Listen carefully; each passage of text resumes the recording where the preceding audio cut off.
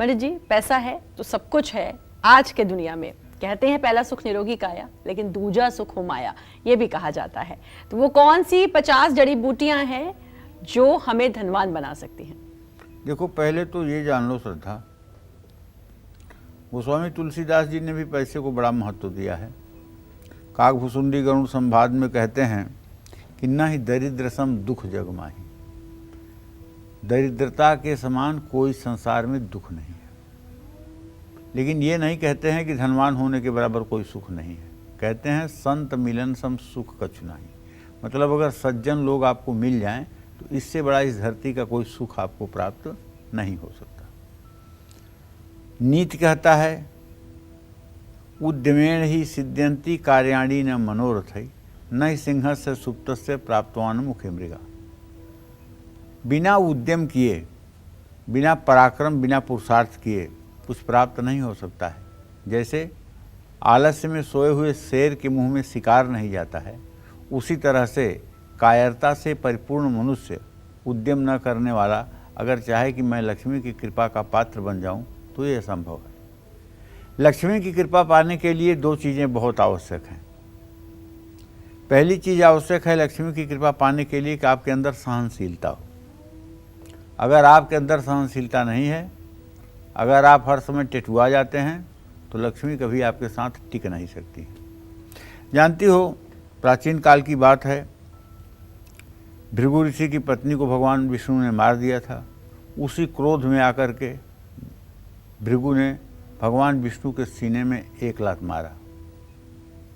भगवान विष्णु ने उनका पैर पकड़ लिया और कहा, ब्राह्मण देवता, आपके कमल के फूल जैसे पैर, मेरा कहाँ वज्र जैसा ये मतलब कि सीना, कहीं आपके पैरों में चोट तो नहीं लगी? लक्ष्मी पैरों के पास बैठी थी। लक्ष्मी कुपित हो गई। उन्होंने तत्काल भृगु को श्राप दिया कि जाओ, तुम ब्राह्मण भिखारी ही रहोगे, हमारी कृपा दृष्टि तुम पर नहीं बनेगी।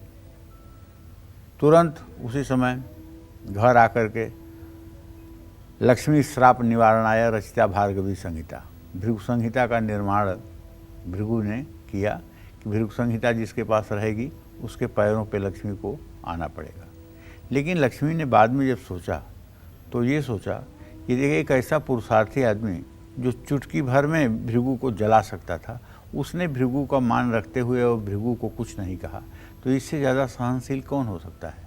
बस इसी अदा पर महालक्ष्मी विष्णु पर फिदा हो गई।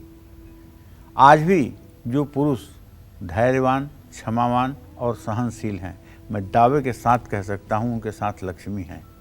और जो कंगले हैं, जो हर बात में लड़ाई झगड़ा करते हैं, दंगा फसाद करते हैं, लक्ष्मी भले कुछ दिनों के लिए उनके पास चली जाएं, लेकिन ज़्यादा दिनों तक उनका अस्थायी निवास नहीं होता है।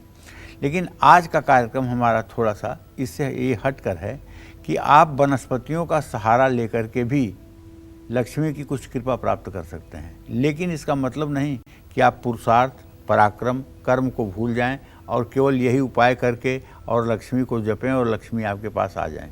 ऐसा होगा नहीं। आइए तभी होगा जब आप पूर्ण रूपेण पुरुषार्थ करते रहेंगे, पूर्ण रूपेण मेहनत करते रहेंगे, तपस्या करते रहेंगे और इनका भी आप आश्रय लेंगे। तो चलिए, अश्विनी नक्षत्र में कुसा जिससे जल छिड़का जाता है, उसे आप अपने घर में ले आइए और उसे थोड़ा सा लाल रंग के कपड़े में लपेट करके रख लीजिए अपने किसी गुप्त स्थान में। इससे आपकी पैसे की समस्या दूर होगी। धन प्राप्ति के अवसर आपको अगर नहीं मिल रहे हैं, साथ में आपका मान सम्मान भी गिर रहा है, तो आपको चाहिए कि मृगशिरा नक्षत्र में केले की जड़ पीले कपड़े में लपेटकर गले में धारण कर लीजिए। धन हानि हो रही है तो पुष्य नक्षत्र में सफ़ेद मंदार की जड़ घर लाकर सफ़ेद कपड़े में लपेटकर ताबीज़ की तरह अपने दाहिने हाथ में धारण कर लीजिए।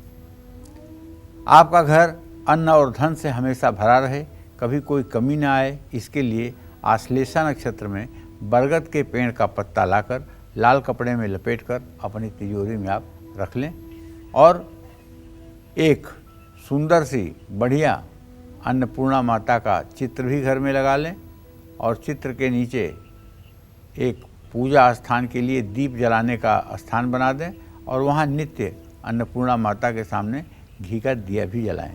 इससे भी आपके घर में अन्न धन की कभी कमी नहीं होगी। जय मां विंध्यवासिनी।